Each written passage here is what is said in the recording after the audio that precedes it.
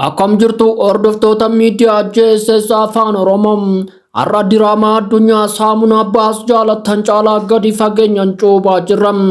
Taankii jeettiiwwanii fi rookeettii darbee dhufuun eeyyanii oduu waraana garuu baay'ee mi'aawaa taasisneerra. Meezoonii ho'aa baha giddu galeessaa irraa yaa jalqabnu naannoo torbaniin akka xumura bara dorgommii itti dhagahamudha.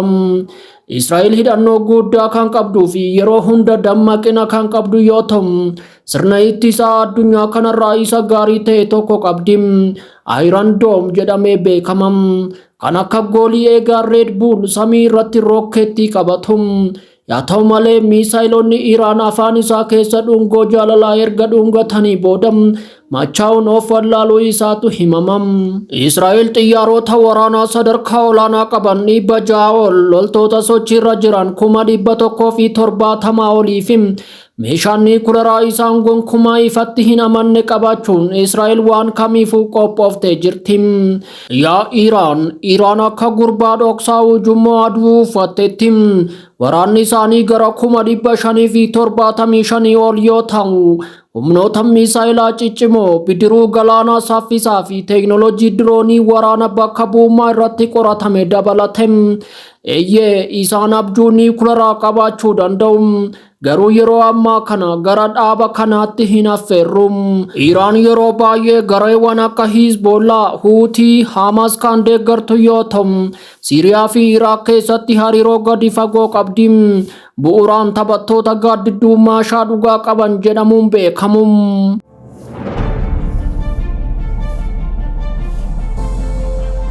Mee amma immoo gara Awurooppaatti yaa tarkaanfannu. Yuukireen waraana waggoota 2 oliin booda lolaan qoratamtee jirti. Loltoota sochiirra jiran gara 200 ol ta'anii fi gargaarsa guddaan neetoo irraa argameen loltoota guddaa tokko ofirraa ittisuu danda'aniiru. Garuu guddichi sun Raashiyaadha. Waraana addunyaa irratti sadarkaa lammaffaa irratti argamu. Loltoonni sochiirra jiran miliyoona 1 ol taankii 13,000 mataa waraanaa niikuleeraa dhukaa'uuf qophaa'e 600 olii fi xiyyaarota waraanaa simbirroota samii keessa jiran caalaa baay'ee ta'us loojistikiin isaa rakkoo qaba jedhamu yeroo tokko koompitara keessa durii caalaa suuta jedhama. Neetoon waraana Raashiyaa jala dhaabbachuuf feexoo yookiin onnachiiftuu liitira 10 dhuguu qaba jedhama.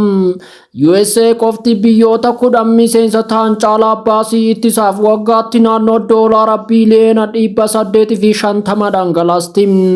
Jarman, UK, Faransaay fi Poolaanditti dabaluun loltoota miliyoona 3 ol taankii 10,000 lakkaa'aman xiyyaara guddaa fi niikuleera hedduu hammateera.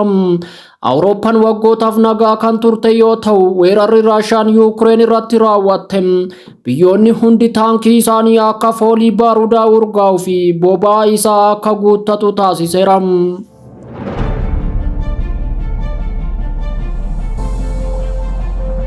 Amma immoo arraba keenya gara baha Eeshiyaatti naannessinu.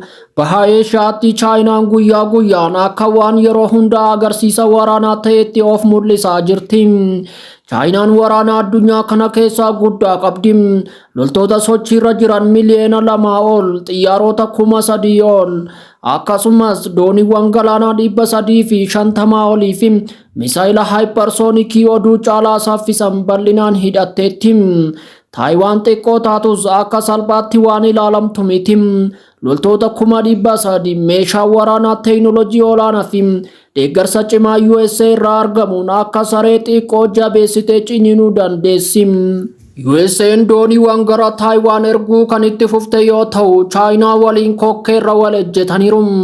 Ollaa Chaayinaatti ammoo diggisiin Kim Jong-un dhiyoorraa mul'ata.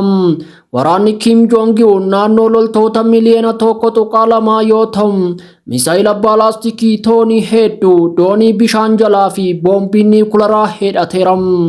Dinagdeen isaanii laafaa ta'uu mala.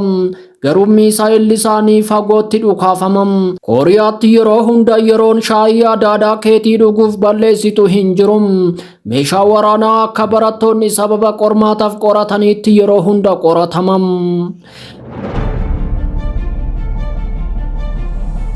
Egaa kabajamtoota hordoftoota keenya rookeettii Gaazaa jeettiiwwan Yuukireen yookiin Taayiwaan keessatti shaakala ta'us waltajjiin addunyaa taphattoota meeshaalee gurguddaa qabanii fi waldorgommii guddaa qabaniin guutameera. Garuu nuti nagaan akka mo'atu abdachaa jirra. Sababni isaas dhumarratti namni dhuguma waraana jaalatu hin jiru. Tarii deeggartoota fiilmii gochaan hojjetan yoo ta'e malee.